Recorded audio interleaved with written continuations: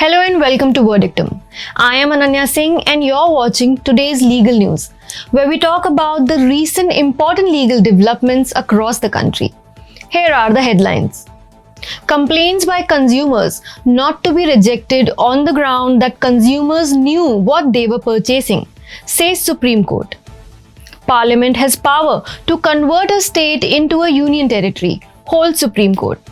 Supreme Court refuses to hear Rapido's plea, directs the company to pursue alternative remedy before the Bombay High Court.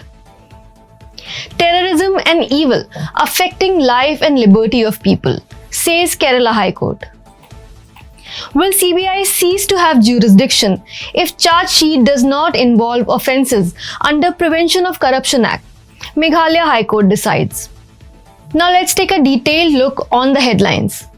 A division bench of Justices S. Ravindra Bhatt and Dipankar Datta, while criticizing the approach of the National Consumer Disputes Redressal Commission in a case where a consumer complaint was rejected by NCDRC on the ground that complainant ought to have known what they were purchasing, said that if complaints were to be spurned on the specious ground that the consumers knew what they were purchasing, the object and purpose of the enactment would be defeated.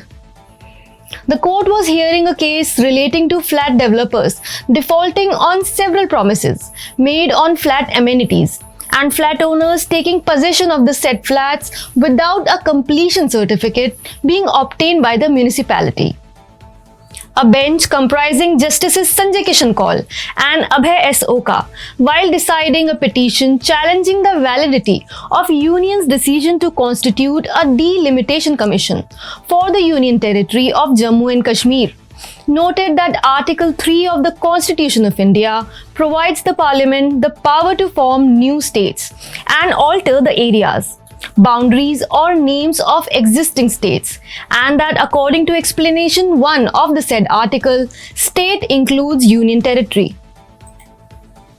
The Supreme Court refused to entertain Rapido's plea against the Maharashtra government's refusal to grant two-wheeler bike taxi aggregator license to the company and asked to pursue alternative remedy before the Bombay High Court. The Apex Court also said that when the state government formulates rules, it may also bear in mind the guidelines framed by the union government.